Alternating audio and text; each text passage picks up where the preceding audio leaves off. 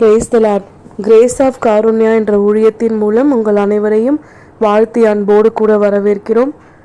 கடந்த மாதங்கள், கடந்த வாரங்கள், கடந்த நாட்கள், கடந்த நிமிடங்கள் ஒவ்வொன்றையும் தேவன் நமக்காய் ஆசிர்வதித்து கிருபையாய் நம்மை வழிநடத்தி வந்த அவருடைய மகா பெரிய தயவுக்காய் இன்றைய நாளில் நாமும் நம் குடும்பமும் மனதார நன்றி பலிகளை ஏறெடுக்கலாம்.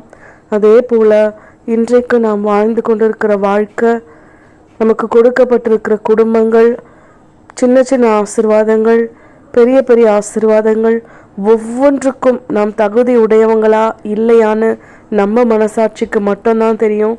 ஆனால் ஆண்டவர் எல்லாவற்றையும் நமக்காய் பார்த்து பார்த்து அழகு பார்த்து நமக்காய் செய்த எல்லாம் வல்ல தேவனை இன்றைய நாளிலும் நாம் மனதார ஸ்தோத்தரிக்கலாம், நன்றிகளை ஏறெடுக்கலாம்.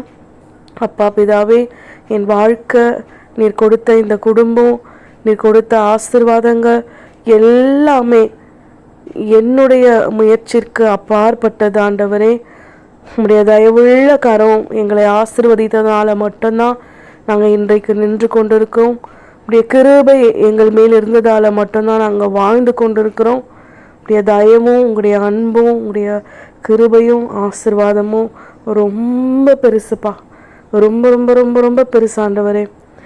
இதுவரை என்னை நீ நடத்தியதற்கு நான் எம்மாத்திரம், என் வாழ்க்கை எம்மாத்திரம்.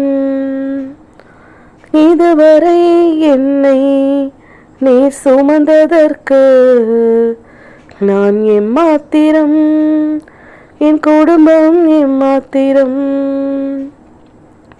நான் கண்ட மேன்மைகள் எல்லாம் உம் கரத்தின் ஈவு, நான் பார்க்கும் உயர்வுகள் எல்லாம் நீரீந்தும் தயவு. நான் கண்ட மேன்மைகள் எல்லாம் உம் கரத்தின் ஈவு, நான் காணும் உயர்வுகள் எல்லாம் நீரீந்தும் தயவு. ஆம் அன்பானவர்களே, இன்றைய நாளிலும் கூட என்னுடைய வாழ்க்கையிலையும் எங்கள் குடும்பத்திலையும் ஆண்டவர் செய்த நன்மைகளும் ஆசீர்வாதங்களும் ரொம்ப ரொம்ப ரொம்ப ஏராளங்க. ஒரு சாட்சியை சொல்லணும்னா, எவ்வளோ சூழ்நிலைகளில் நானும் என் கணவரும் குழந்தைங்களை வச்சுட்டு வெறுமையாய் நின்ற நாட்கள்லாம் உண்டு. சின்ன சின்ன செலவுக்கு கூட கஷ்டப்பட்ட நாட்கள்லாம் உண்டு.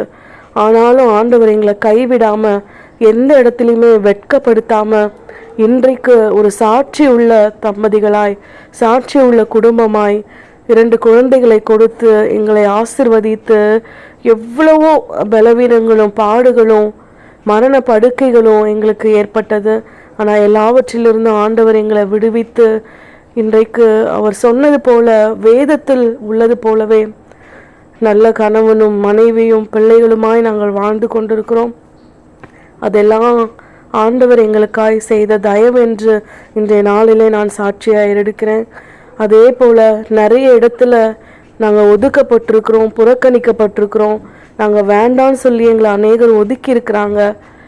ஆனாலும் தேவன் ஒரு சில இடத்துல மட்டும்தான் அப்படி நடந்திருக்கு. ஆனால் அநேக இடத்துல என் கணவர் ஆசீர்வதித்திருக்காரு, ராஜாக்கள் மத்தியில் அமர செஞ்சிருக்காரு, என்னையும் ஆசீர்வதித்து ஒரு நல்ல ஒரு கிருபையான நிலைமையில வச்சிருக்கிறாரு.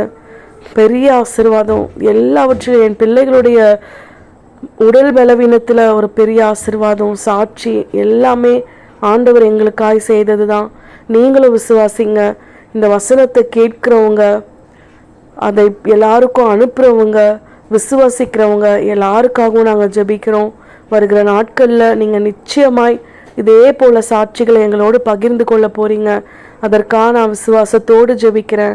நீங்கள் விடுற கண்ணீர்கள் ஒன்றுமே வீணாக போவாது. நாங்கள் கண்ணீர்கள் விட்ட நாட்களையும், எங்கள் கண்ணீரையெல்லாம் துருத்தியில் வச்சிருக்கேன்னு சொன்ன ஆண்டவர் இன்றைக்கு எங்களை மகிழ்ச்சியாக நிரப்பியிருக்கிறாரு. இது மனுஷங்களால் நடந்தது இல்லை. நிச்சயமாக சொல்லணும்னா, சுற்றி இருக்கிற எல்லாருடைய பார்வையும் எப்படி இருக்கும்னு நமக்கு தெரியாது, ஆண்டவருக்கு தெரியும். எல்லா சூழ்நிலைகளையும் அவர் மாற்றி வெட்கப்பட்ட இடத்தில் நான் தலையை உயர்த்த போகிறாரு. யார் யாரெல்லாம் வேணான்னு சொன்னாங்களோ அவர்களுக்கும் உதவி செய்கிற ஒரு ஜனமாய் ஆண்டவர் நம்மளை வைக்க போகிறாரு. அது சமீபமாக இருக்கிறது. நம்ம குழந்தைகளை கொண்டு நம் குடும்பம் ஆசீர்வதிக்க போகிறது. அதே போல் யார் நம்மளை வெறுத்தாலும் ஒதுக்குனாலும் நம்முடைய குழந்தைங்களுக்கு மட்டும் ஒன்று சொல்லி கொடுங்க. யார் நம்மளை ஒதுக்குனவங்களாக இருந்தாலும் வெறுத்தவங்களாக இருந்தாலும் அவங்க கஷ்டப்படுற நேரத்தில் நீங்கள் உதவி செய்யுங்கன்ற ஒரு ப்ராக்டிஸை அந்த பிள்ளைகளுக்கு சொல்லி கொடுங்க. ஆண்டவருடைய அன்பை அவங்க இருதயத்தில் விதைச்சிடுங்க. அவங்க வசனத்தை நீங்கள் விதைச்சிடுங்க. எல்லா ஜனங்களை போல் அவங்க பேசலையா நீங்கள் பேசாதீங்க. அவங்க உங்களை பார்த்து திரும்பி போகிறாங்களா நீங்கள் திரும்பி வாங்கன்னு உங்கள் குழந்தைங்களுக்கு சொல்லி கொடுக்காதீங்க. நிச்சயமாய் நல்ல பழக்கங்களை நம் பிள்ளைகளுடைய இருதயத்தை விதைக்க நம் குடும்பம் மேன்மை அடையிறத நம்ம பார்ப்போம். நம்ம சுற்றி இருக்கிறவங்களாம் பார்ப்பாங்க.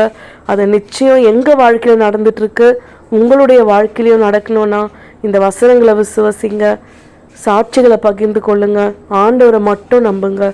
ஆமேன்.